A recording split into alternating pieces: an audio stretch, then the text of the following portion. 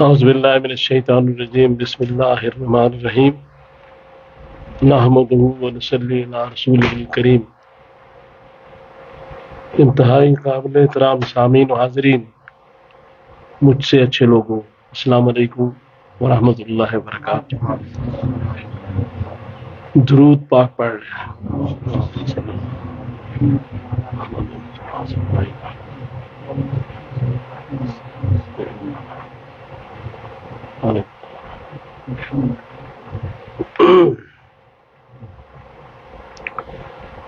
آج کا جو موضوع ہے وہ ہے نیت کی درستگی۔ یہی وہ جو حدیث پاک ہے،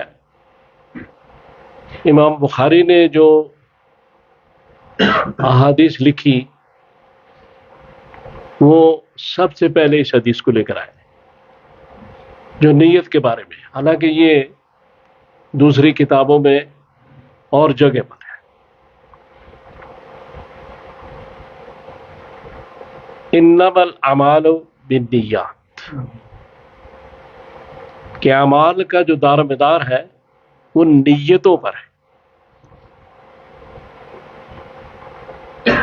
نماز ہم پڑھتے ہیں، روزہ رکھتے ہیں، جو بھی نیک کام کرتے ہیں جس کو عمل صالحہ کہا جاتا ہے، اس کے لیے نیت صالحہ بھی ضروری ہے، کیونکہ اگر نیت صحیح نہیں ہوگی تو عمل جو ہے وہ ختم ہو جائے گا، اس کی حیثیت کچھ نہیں رہے گی۔ جیسے یہ ہے کہ ایک یہ مسلم کی حدیث ہے، یہ مشکات کی جلد اول میں 194 اس کا نمبر ہے، کتاب العلم میں۔ تو اس میں یہ کہا گیا ہے کہ جب یہ حساب کتاب ختم ہو کے شروع ہوگا کام سارا، حشر کا میدان، تو وہاں سب سے پہلے جو جہنم میں ڈالا جائے گا وہ شہید ہوگا، پھر اس کے بعد عالم، پھر اس کے بعد سخی۔ اب شہادت کا تو بڑا مقام ہے، قرآن نے کہا کہ یہ لوگ زندہ ہیں، انہیں مردہ نہ کہو، لیکن جب وہ اللہ اس سے پوچھے گا کہ بھئی آپ نے کیا کام کیا، تو کہے گا جی میں نے تو آپ کے لیے شہید ہو گیا۔ تو اللہ تعالیٰ فرمائے گے نہیں، تم جھوٹ بول رہے ہو، میرے لیے نہیں، تم اس لیے شہید ہوئے ہو کہ تمہیں لوگ بہادر کہیں، بہادر سمجھے، لہذا تمہارا ٹھکانہ جہنم ہے۔ شہادت سے بڑا کوئی انعام نہیں ہے نیک نیتی کے ساتھ۔ اگر وہاں بھی بد نیتی ثابت ہو جائے گی تو وہ بھی ختم ہو جائے گی۔ اس کے بعد پھر ایک عالم جو ہے ان سے پوچھا جائے گا تو کہیں گے جی میں نے تو بڑا علم پڑھا، پھیلایا، لوگوں تک پہنچایا، بڑی خدمت کی۔ تو اللہ تعالیٰ کہیں کہ تم جھوٹ بولتے ہو، تم نے سب کچھ اس لیے کیا کہ لوگ تمہاری واہ واہ کریں، لوگ تمہیں اچھا کہیں، بڑا عالم سمجھیں، اس لیے اس کو بھی جہنم میں لے جائے۔ تیسرا جو شخص پیش ہوگا اسے جب پوچھا جائے گا کہ آپ نے کیا کیا اپنی زندگی میں، تو کہیں گے میں تو بڑی سخاوت کرتا تھا، صدقہ، خیرات، اور بڑی دیگیں بانٹتا تھا، سارے کام کرتا تھا۔ تو اللہ تعالیٰ کہے گا تم جھوٹ بولتے ہو، تم نے جو کچھ کیا ہے وہ اپنے نفس کے لیے کیا ہے کہ لوگ مجھے سخی کہیں، لوگ مجھے بہت اچھا سمجھیں، میرے لیے نہیں کیا، اس لیے اس سخی کو بھی جہنم میں پھینک دو۔ یہ تین اشخاص، تو یہ کیا کہنے کا مقصد یہ ہے کہ شہادت سب سے بڑا مقام ہے، عالم ہونا بہت بڑا مقام ہے، اور علماء کے بہت زیادہ وہاں درائج ہوں گی جنت میں، شہیدوں کے بڑے درجے ہوں گے، سخیوں کے بڑے درجے ہوں گے، لیکن نیک نیتی کے ساتھ، بد نیتی کے ساتھ کوئی اعلیٰ سے اعلیٰ عمل بھی قبول نہیں کیا جائے گا۔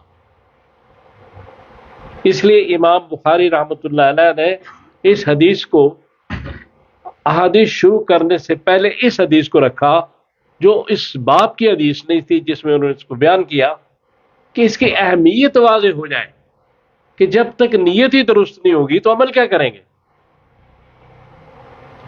تو نیت کو درست کرنا اور اخلاص پیدا کرنا، جو کام بھی میں یا آپ کروں وہ خالصتاً اللہ کے لیے ہو، تب اس کا ثواب ہو۔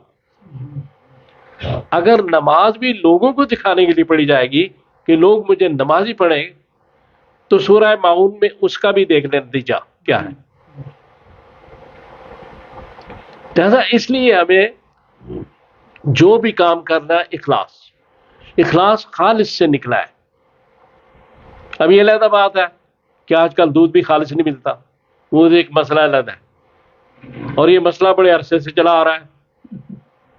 حضرت عمر کا دور کہ وہاں بھی آپ گشت فرما رہے تھے، تو ایک بوڑھی عورت اور ایک جوان عورت باتیں کر رہی تھی، تو جوان عورت کو بوڑھی عورت کہہ رہی تھی کہ اس دودھ میں پانی ملا دو، حضرت عمر کے دور کی بات ہے۔ تو اس نے کہا نہیں، پانی نہیں ملانا۔ کیوں؟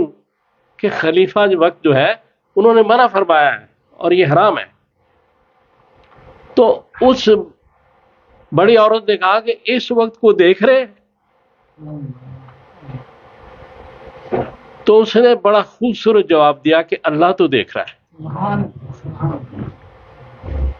اب یہ نیت کا خالص ہونا۔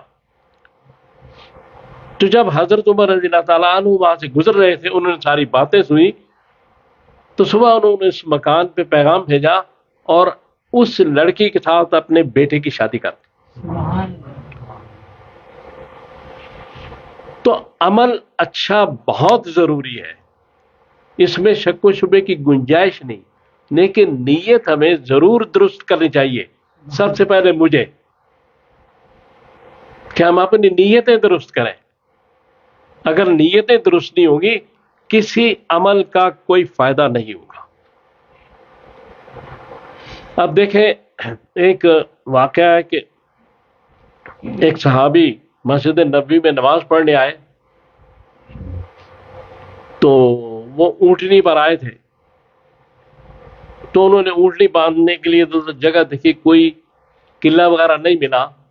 انہوں نے ایک چیز ڈھونڈی، قلعہ شلہ بنا کے وہاں لگایا اور اونٹنی کو باندھ کے نماز پڑھنے کے لیے چلے گئے۔ اب شام کے وقت ایک دوسرے صحابی نماز پڑھنے آئے، نظر بھی کمزور تھی، تو وہ اس سے ٹھوکر لگی تو گر پڑے۔ اب پہلے صحابی نے جب قلعہ لگایا تھا تو انہوں نے قلعہ اس لیے پھر نہیں وہاں سے اکھاڑا کہ دوسرا بھی کوئی آئے گا تو یہاں اپنی سواری کو باندھ دے گا، تو قلعہ وہیں لگا رہا۔ شام کو ان کو ٹھوکر لگی تو انہوں نے کہا یہاں کس نے راستے میں یہ لگا دیا ہے؟ تو انہوں نے قلعہ اکھاڑ کے پھینک دیا کہ میں گرا ہوں، دوسرا بھی گرے گا۔ ان کا خیال تھا میں نے یہاں اونٹنی باندھی، دوسرا بھی باندھ دے گا، اس کو اتنی تکلیف نہیں کرنی پڑے گی۔ انہوں نے کہا میں گرا ہوں، دوسرا بھی گرے گا، دوسروں کا سوچ رہے ہیں دونوں۔